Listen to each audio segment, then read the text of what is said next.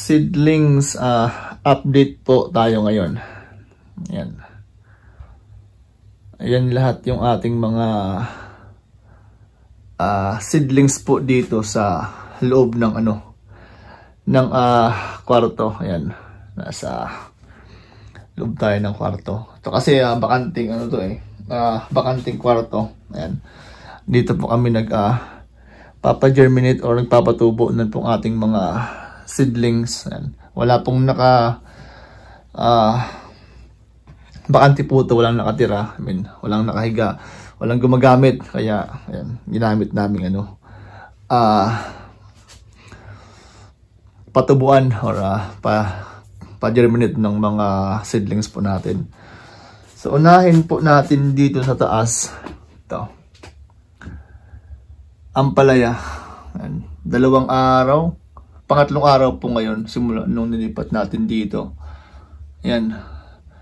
So, wala na siyang heat mat kasi nagkulang yung ating heat mat balik. Kaya, ito sana dapat may heat mat pa to pero dinanggal na natin kasi ginamit natin doon sa ibang mga pinapatubo nating mga seedlings. Bitter gourd or ampalaya. Ayan. 3 days old. Tapos, ito, hindi ko alam kung sana may date dito. Wala. Alugbati. Yan. Alugbati yan lahat. Green saka purple na alugbati. Mix po siya. Yung mga tira nating buto from last year, pinagsama-sama natin. Ayan, may mga true leaves na. Yan. So medyo maliit pa siya kasi ngayong taon dahil umuwi tayo ng Pilipinas. So medyo na late tayo ng tanim, siguro mga kulang-kulang 1 buwan yung delayed natin sa ating mga buto. Kaya ngayon sabay-sabay po siyang tumubo. So maliban dyan, meron pa tayong alugbati doon sa baba. So lahat po yan alugbati po. And then itong mga to, yan, ngayon lang yan, iba't ibang seedlings po natin. Ito wala pang laman, mamaya tayo magtatanim dito. Yan. Yan. Ito kasi yung ating mga pinapa-germinate na mga buto. Nakababad siya sa nakabalot siya sa paper towel, tapos naka-plastic. Silipin natin ito, puno na, sobra na. Ayan o. Yung dating pinakita ko, ayan. Ganyan po tayo magpa-germinate ng mga buto. Bago po natin ilipat doon sa dito po sa pot. Ayan. May takip siya para yung init niya hindi siya masyadong makasingaw. Ayan. Dito, ayan. Ito kahapon lang to. Ampalaya rin siya. So wala lang hitmat nga dahil nagkulang tayo. So ampalaya, ito. Ampalaya rin siya. Ampalaya. Ito 3 araw kasabay po dun sa taas. Ito 2 araw. Ito 1 araw, kahapon lang. Ito kahapon ng gabi, tapos yan. Taro. Gabi, ayan siya. So, malago na. Tapos yung ating sweet potato. Ayan. Mataas na. Agapang na. Dito natin agapang to. Yan, 1 buwan pa. I get yung bago natin to mailipat. Yan ang ugat niya. Pwede nang gulayin. Makapag-gulay ka na. So, root bound na siya. Medyo dry. So, pinapadry natin bago po tayo magdilig para hindi po siya magka-molds. Yan. Tapos to, ayun, ang dami pang ililipat. Pero itong mga to, pwede po yan sa garden na po diretso. Pero parang kulang pa ito eh. So pa tayo ng mga sweet potato. Ayan. Gandang tubo. Yan. To siling panigang. Nag-start ng tumubo kasi wala na tayong paglagyan. Kaya ganyan na. Kasi may mga ayan. Germinate pa tayo dyan. Ito ay ridge ba to? Lufa. Patola. Tapos ibang mga halaman dyan. Ito, watermelon, cantaloupe, honeydew,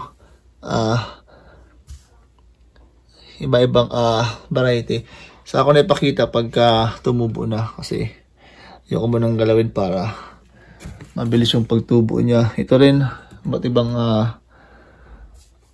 prutas, melon. Ayan, sama-sama dyan. Tapos, ito na. Ito yung ating pinakita dati, yung tanim natin. Yung millionaire eggplant. Ayan. Mahigit siya 200.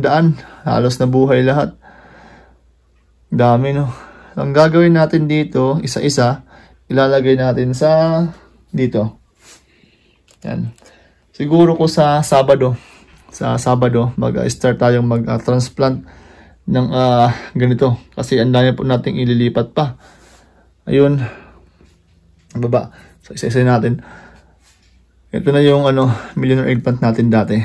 Tapos cabbage. Yan. Eggplant. Cabbage. Yan. Ganda na ng tubo niya, oh. Ito ay okra. Yan, nabuhay din lahat. Okra. Yan. So, iba yung ginamit natin ditong pot. Yung ganito. Sana yun. Ganito. Para hindi magalaw yung ugat pagka nilipat natin sa garden. Yan, guntingin lang yan. Tapos yan, nabubulok man to. Nakalimutan ko ang tawag dito. Tapos, okra. Ayan. Eggplant, cabbage, okra. Dito. Sari-sari. Sili, panigang, kayin, adji charapita, Thai chili. Halo-halo. April 17 siya natin na itanim dito. So, ngayon ay April 22. 17, 22, 5 days. 5 days siya. So, yung iba dyan, April 18, iba, April 17. So, 5 days old. Yan. So, same lang din gawin natin ito. Transplant natin. Pagka lumaki na at pwede nang ilipat. Pag may true leaves na at kaya niya ng kaya niya ng ilipat. Yan, ilipat natin siya lahat. Kasi pag ganyan, siksikan sila. Hindi siya gaanong lalaki. Yan, mga sili yan siya, sili. Tapos, nagtanim tayo ng 5 dwarf moringa. Ayan, moringa siya. Nabuhay naman lahat po yung ating tinanim. Mga dahon na nga po. Yan, 5 piraso lang kasi meron po tayong 6 ba? Or 5 din dun na malalaki na. Yung pinakita ko nung nakaraang vlog ko. Yan. Yan, puno na to. Yan. Tapos sa baba na, meron pa tayong dito. Cabbage din po to. Ayan. Cabbage. And then, hindi ko lang alam po nung dates. Sabay lang siya ng cabbage natin dyan. Tapos cabbage dito. So, gumaganon siya kasi yung ilaw, hindi siya nasasakop dito. Yan. Pero pag tinasa natin yan, masakop to dito. Tapos dito, halo-halo rin to. May long green eggplant, may sili, may yan. Iba-iba. Iba-iba. Halo-halo to, mga gulay. So, pagka nilipat lang natin, ang hirap kasing tanggalin sa doon banda. May midnight long eggplant. Iba-iba. Iba-ibang Olympus bell pepper siguro yun. Iba-ibang eggplant tsaka bell pepper. Halo-halo. Ayun. Cool Wonder. Thai chili sa dulo. Yan. Bell pepper din yun. Ibang variety nung ng sili tsaka yung sili tsaka yung eggplant. Yung talong. Sama-sama. So, kaya ngayong mga susunod na linggo, making busy po tayo sa lilipat tanim po dito. Tsaka baka kulangan yung space natin, kaya magdalagdag tayo ng isang harak sa gilid. Okay, tapos dito, ito yung ating mga sili. Sili rin, iba't ibang, kasi ang dami nating sili ngayon, halo-halo. Meron tayong, may sili dito, may Thai chili, early girl tomato, black panda, beef steak. So, mga iba't ibang variety po ng kamatis, tsaka ng sili. Ayan. So, halo-halo po siya. Ayan. Ang ginawa natin to, kasi ganito kaliliit, ganito siya, siksikan siya kasi wala po tayong ganong space. Tapos, sabay-sabay na po tayong pa-germinate ng mga seedlings po natin. Kaya ang ginawa natin, dito na lang sabay-sabay, sama-sama. Kayin. Yan. Lahat yan siya, kayin. Yan.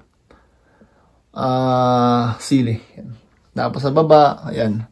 Meron tayong alugbate ulit dyan. Yan. Yan na ba tayo, alugbate. So, nagkaganyan siya dahil pinahanginan natin. And medyo leggy siya, pero baka hahabol pa po yan. Yan. So, alugbate. Tapos dito, panigang, mga sili. Ayan. Bell pepper, Thai chili, saka panigang. Ayan. Halo-halo. Tapos dito, yung ating yung ating ang tawag dito, sinya. Yan, sinya po yan. Yan, nag-start pa lang. Yan, nakasinya. Kunti pa lang yung kunti pa lang po yung nabubuhay. Yan. Yan lahat.